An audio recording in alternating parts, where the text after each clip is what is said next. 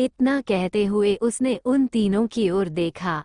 उन तीनों का चेहरा देखकर उसने मुंह बना लिया और बाहर की ओर चली गई। कनक नहीं जल्दी से आगे बढ़कर बिट्टू को अपनी गोद में उठाया और अपनी बुआ के साथ वहां से निकल गई। लगभग आधे घंटे के अंदर ही अंदर टैक्सी पकड़ के तीनों बड़े मार्केट आ गए, जहां पर महंगे से महंगा सामान भी सस्ते दामों पर मिलता था और अच्छी क्वालिटी का भी था। वहां पर जाते ही नैना और कनक स्ट्रीट फूड और मिठाइयों पर टूट पड़ी। कनक भी कहाँ पीछे रहने वाली थी। भले ही दोनों एक दूसरे को बोलती रहती थी, लेकिन दोनों में से कोई भी एक दूसरे से कम नहीं थी।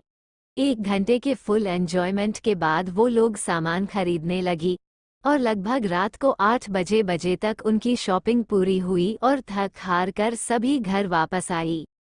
घर वापस आकर शिवानी नैना बिट्टू अपने अपने कमरे में आराम करने के लिए चली गई।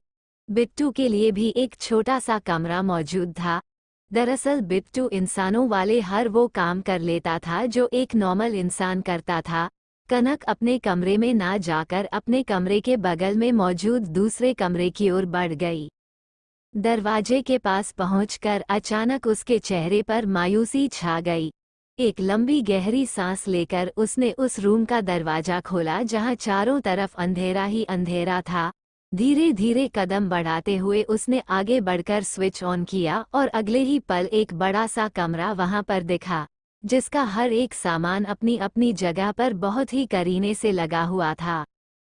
उस कमरे की दीवार पर बहुत सारी फैमिली फोटोज लगी हुई थी, जो किसी और की नहीं बल्कि कनक और उसके बाबा और माँ बहन की फोटो थी। वो सारी फोटोज तब की थी जब कनक और कशिश काफी ज्यादा छोटी थी। दीवार पर चारों तरफ 100 से भी ज्यादा तस्वीरें लगी हुई थी। कुछ तस्वीरें प्रेम थी तो कुछ ऐसी ही लगी हुई थी। उन तस्वीरों को देखते ही कनक की नज़र अचानक ही एक तस्वीर पड़ गई, जहां एक 29-30 साल का दिखने वाला आदमी अपनी पीठ पर 6 साल की छोटी बच्ची को बैठे हुए घोड़ा बना हुआ था। दोनों के ही चेहरे की मुस्कान काफी ज्यादा बड़ी थी। उस फोटो को देखकर अचानक ही कनक के चेहरे पर मुस्कान आ गई और उसकी आंखों में नमी छा गई। फोटो को देखते हुए उसने आगे बढ़कर उस पर अपना हाथ फिराया और फिर अचानक क्यों उसकी आंखों के सामने कुछ सालों पहले हुआ मंजर घूम गया। फ्लैशबैक। बाबा, बाबा, बाबा उठो ना। बाबा आप उठा क्यों नहीं रहे हो? आपकी कुकू को डर लग रहा है बाबा। बाबा प्लीज उठाओ ना। बाबा देखो ना माँ भी नहीं उठ रही है। बाबा उठो ना और माँ को भी उठाओ। बाबा। 6 साल की छोटी सी कनक अपनी आंखों के सामने एक खाई के पास उल्टी हुई कार से कुछ ही दूरी पर खून से लथपथ पड़े हुए एक शख्स को हिलाते हुए उठाने की कोशिश कर रही थी। वहीं उनसे कुछ ही दूरी पर एक औरत बंगाली साड़ी पहने हुए खून से लथपथ पड़ी हुई थी। उस औरत का पूरा चेहरा खून से लाल हो गया था और उसकी आंखों में भी खून उतर आया था। उसे देखकर कोई भी बता सकता था कि वो कब की मर चुकी थी। वहीं उसके बगल में पड़े शख्स की हालत भी कुछ अलग नहीं थी। शर्ट पैंट पहने जमीन पर बेजान पड़ा हुआ था। उस आदमी की सफ़ेद शर्ट खून से लाल हो चुकी थी। वही वो छोटी सी बच्ची अभी भी अपने खून से सनी लाल हाथों से उन्हें उठाने की कोशिश कर रही थी। उस छोटी सी बच्ची के माथे पर भी चोट लगी थी, लेकिन उसके माथे पर लगने वाली चोट काफी ज्यादा हल्की थी। तभी पीछे से कुछ पुलिस वाले आगे आए और उस बच्ची को जबरदस्ती उन दोनों से दूर ले जाने लगे। वही वो छोटी सी बच्ची अपने माँ और बाबा के पास जाने के लिए छटपटा रही थी और खुद को छुड़ाने की कोशिश कर रही थी। नहीं, मुझे छोड़ो, छोड़ो मुझे मेरे माँ बाबा के पास जाना है। माँ बाबा, बाबा। वो छोटी सी कनक अपने माँ बाबा के लिए चीख रही थी, चिल्ला रही थी, लेकिन उसकी बात सुनने वाला वहां पर कोई भी नहीं था। फिर अचानक ही उसने अपने बाबा को जोर से पुकारा कि तभी अचानक कनक अपने होश में आई और उसने आसपास देखा तो एक तेज हवा की लहर खिड़की से अंदर आ रही थी। अगले ही पल वहां पर लगी फोटोज हल्की हिलाने लगी और पर्दे उड़ने लगे।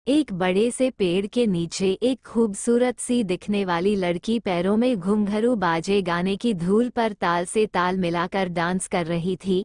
उसे देखकर ऐसा लग रहा था मानो कोई मोरनी बारिश के बाद जंगल के बीचों बीच नाच रही थी। बैकग्राउंड के बीचों बीच घर मोरे परदेसिया आओ पधारो पिया सॉन्ग बज रहा था, जो पूरे गार्डन में गूंज रहा था। वही उससे कुछ ही दूरी पर पेड़ के नीचे एक खूबसूरत औरत बैठी हुई उस लड़की के डांस को देखते हुए उसी में खोई हुई थी। वही डांस करती हुई लड़की पूरी तरह से डांस में खोई हुई, चेहरे पर बड़ी सी मुस्कान के साथ अलग अलग स्टेप करते हुए डांस कर रही थी। वो महिला जो जमीन पर बैठी हुई थी, दिखने में काफी ज्यादा खूबसूरत लग रही थी। देखने में उसकी उम्र तो 32 के 33 साल की लग रही थी, पर असल में उसकी उम्र 47 साल थी। लेकिन उसकी खूबसूरती ने उसे अपनी उम्र से कहीं गुना ज्यादा छोटा बनाया हुआ था। वो सच में एक अलग ही खूबसूरती के दृश्य को जन्म दे रही थी। वो महिला कोई और नहीं बल्कि हमारी माही थी, जो उम्र के साथ साथ अपनी खूबसूरती लिए आगे बढ़ रही थी। उसकी खूबसूरती पहले जितने ही अभी भी बरकरार थी, बस चेहरे पर कुछ उम्र की निशानियां आने लगी थी, जो हर एक शख्स की जिंदगी में आती थी। वही उसके सामने घुंघरू पहनकर डांस करती हुई लड़की कोई और नहीं बल्कि उसकी लाडली बेटी काजल थी। लगभग कुछ ही देर में गाना खत्म हुआ और तेज सांसें लेती हुई काजल गार्डन में ही बैठ गई और अपनी मॉम को देखने लगी। वही उसका डांस खत्म होते देखकर माही ने चेहरे पर खुशी और एक्साइटमेंट लिए हुए उसे देखा और ताली बजाते हुए तेज आवाज में बोली, एक्सीलेंट, पिछली बार तो तुमने काफी ज्यादा प्रोग्रेस किया है। बस ऐसे ही मेहनत करती रहो, एक दिन तुम्हें सक्सेस जरूर मिलेगी। इतना कहते हुए माही अपनी जगह से खड़ी हुई और काजल के पास जाकर उसे सहारा देकर खड़ी करने लगी। पसीने से लथपथ काजल चेहरे पर बड़ी सी मुस्कान लिए हुए थके हुए पैरों के साथ अपनी मॉम का सहारा लेकर खड़ी हुई और उनके गले लगते हुए चेक करते हुए खुशी से बोली, थैंक यू सो मच माम्मा। आपको नहीं पता लेकिन जब आप मेरी तारीफ करती हो तो मुझे कितना ज्यादा अच्छा लगता है। It is very difficult for me to describe it in words. काजल और माही को साथ में देखकर कोई भी कह सकता था कि दोनों माँ बेटी नहीं बल्कि सगी बहनें थी, क्योंकि काजल का चेहरा बिल्कुल माही की तरह था। ये समझ लो काजल माही का दूसरा वर्जन ही थी। काजल को देखकर माही उसमें अपनी छवि देखती थी। मम्मा, अच्छा ठीक है, चलो अब मुझे बहुत तेज भूख लगी है, कुछ खाते हैं ना। आपको तो पता है ना मुझसे भूख कंट्रोल नहीं होती है, और वैसे भी भाई की ऑफिस जाने का टाइम हो गया होगा और मुझे भी अपने फ्रेंड्स के साथ जाना है। माही से अलग होते हुए काजल एक्साइटमेंट और खुशी भरी आवाज में बोली। दरअसल काजल आज के जमाने की बच्चों की तरह थी, जो अपनी सहेलियों और दोस्तों के साथ घूमना, बार में जाकर पार्टी करना और भी जगह पर घूमना पसंद करती थी। काजल दिल की बुरी नहीं थी, बल्कि तन मन से और रूप रंग से माही के ऊपर ही गई थी। लेकिन नई जनरेशन का नया इफेक्ट कुछ तो पड़ेगा ही। काजल को मॉडर्न कपड़े पहनना काफी ज्यादा पसंद था, और इसी के साथ उसे सजना संवरना और हाई सोसाइटी की लड़कियों की तरह रहना और भी ज्यादा पसंद था। कभी कभी माही को भी लगता था कि उसे काजल को समझाना चाहिए कि इंसान को आसमान के साथ साथ अपने पैर जमीन पर भी रखनी चाहिए। लेकिन फिर माही को लगता था कि आज के जमाने के बच्चे समय के साथ साथ खुद सीख जाएंगे। इस तरह उन पर अपनी मर्जी थोपना उनकी आज़ादी को छीनना था। माही ने कनक के घुंघरुओं को उतारने में मदद की और फिर कनक के साथ घर के अंदर आ गई। दरअसल ये वही घर था जिसमें माही रणवीर अपने बच्चों के साथ बचपन से ही रहते थे। कुछ देर बाद डाइनिंग टेबल पर, मॉम पहले मुझे ब्रेकफास्ट सर्व कर दीजिए, मुझे ऑफिस के लिए लेट हो रहा है। लगभग 6 फीट 2 इंच का गबरू जवान हैंडसम सा दिखने वाला 24-25 साल का लड़का बड़ी ही सलीके से चेयर पर बैठा हुआ सीरियस चेहरे के साथ माही की ओर देखते हुए बोला, वो कोई और नहीं बल्कि माहिर था। माहिर अब 24 साल का हो चुका था। उसने रणवीर के बिजनेस में उसका आधा काम संभालना शुरू कर दिया था। मिहिर और माहिर दोनों के अंदर ही रणवीर की हैंडसमनेस आई थी। दोनों ही काफी ज्यादा सुंदर और हैंडसम दिखते थे। बस उनकी पर्सनैलिटी एक दूसरे से बिल्कुल ऑपोजिट थी। जहां माहिर कोल्ड और रोड किस्म का इंसान बन गया था, वही अमीर एक खुशमिजाज और हंसमुख नौजवान था, जो लड़कियों के बीच काफी ज्यादा पॉपुलर था। यहाँ तक कि उसकी कई सारी गर्लफ्रेंड रह चुकी थी। मिहिर और माहिर कुछ ही दूरी पर बैठे हुए थे। मिहिर ने ब्लैक कलर के लेदर का जैकेट, उसके नीचे वाइट टी शर्ट और उसके नीचे उसने ब्लैक जीन्स के साथ बूट कैरी किए हुए थे। दोनों भाइयों के बीच में बैठी हुई काजल आराम से अपना ब्रेकफास्ट खा रही थी। वही माही ने डार्क ब्लू कलर का 3 पीस सूट के साथ बूट पहना हुआ था, हाथ में महंगी रोलेक्स घड़ी और अपने बालों को जेल से सेट किया हुआ था।